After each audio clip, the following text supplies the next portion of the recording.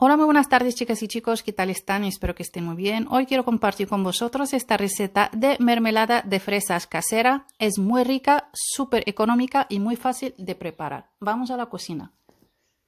Vamos a necesitar 1 kilo de fresas, 200 gramos de azúcar blanca y zumo de un limón entero. Yo cada vez estoy echando menos azúcar, chicas.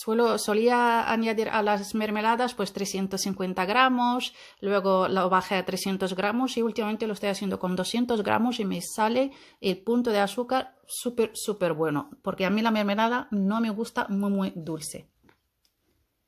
Bueno, cortamos las fresas a trocitos pequeños o al gusto de cada uno. Si os gusta la mermelada muy líquida, lo podéis triturarla toda.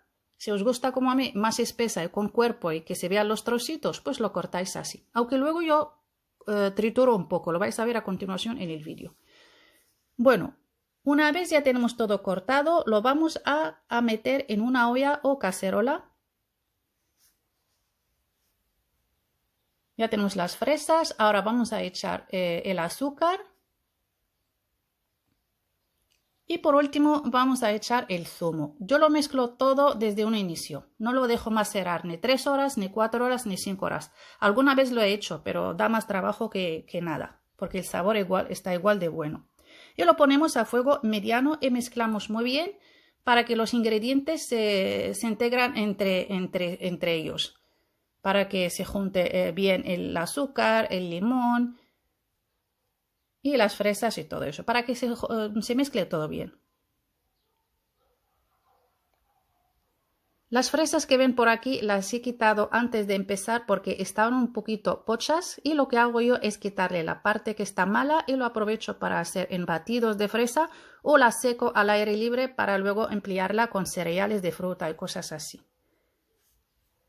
Bueno, estaros atentos con el tiempo, ¿vale? Los tiempos son muy importantes. Aquí han pasado unos 25 minutos. Ahora lo que voy a hacer es coger un poquito de fresas y lo voy a triturar. Es lo que dije al principio del vídeo, ¿os acordáis? ¿Por qué lo hago? Para que me salga la mermelada más espesa y con más cuerpo. Porque si la dejo toda solo los trocitos, igual luego se quedan los trocitos más sueltos. Pero lo que hago es triturar una parte muy bien para que luego me haga el trabajo de como si fuese una gelatina. Me salga la mermelada más espesa y a la vez con trocitos y con cuerpo. Y aquí lo voy a dejar un tiempo y a la vuelta os digo cuánto tiempo ha pasado. Al final del vídeo os digo el total.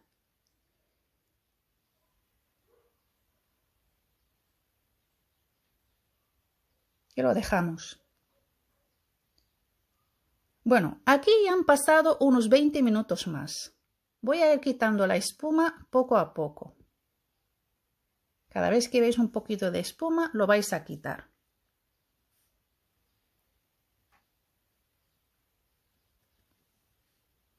Y listo. Bueno, pues como ven por aquí ha reducido bastante y han pasado 30 minutos más. Ya tenemos nuestra mermelada casi lista. El total de la cocción de las fresas desde que la ponemos al fuego hasta el final, chicas, son más o menos 1 hora y 10 minutos, ¿vale? A fuego mediano. Depende del fuego de cada uno como lo pone, pero os digo que a fuego mediano. Y aquí, como ven, yo lo que estoy haciendo es la prueba del pañuelo.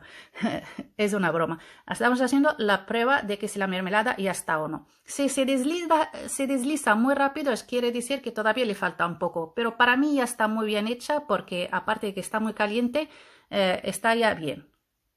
Cuando se enfría se quedará más espesa todavía. Y ya está. Y ahora lo que vamos a hacer es ponerla en los botes. No hace falta que os digo que los botes tienen que estar previamente esterilizados. En este canal vais a encontrar un vídeo de cómo esterilizar los botes.